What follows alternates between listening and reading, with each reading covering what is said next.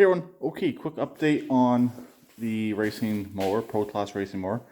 I don't really have much of an update. I did post a short, I actually don't know when it will be uploaded in comparison to actually this video here, showing that the hubs are done. As you can see, the hubs are sitting in place, just temporarily.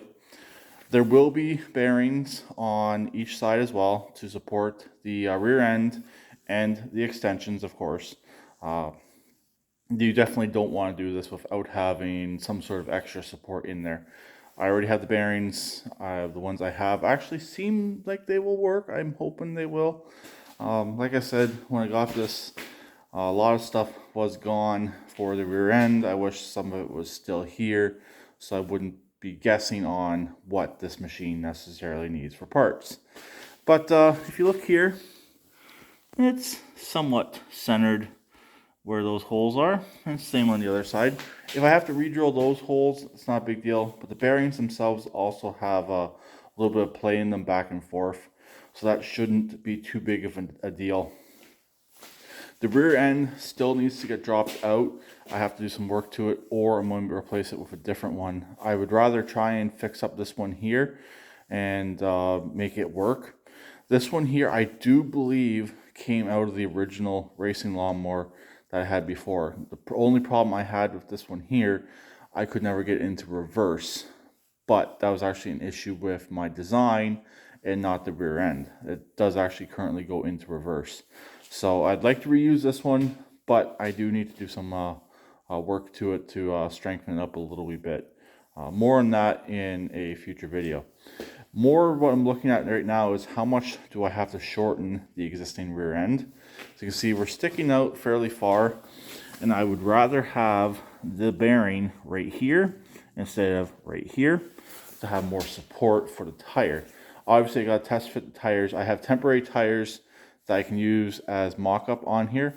Then I'll be buying 2 brand new street golf cart tires for the back of this as well. So anyways, gotta figure out how much of the existing rear end needs to be cut off.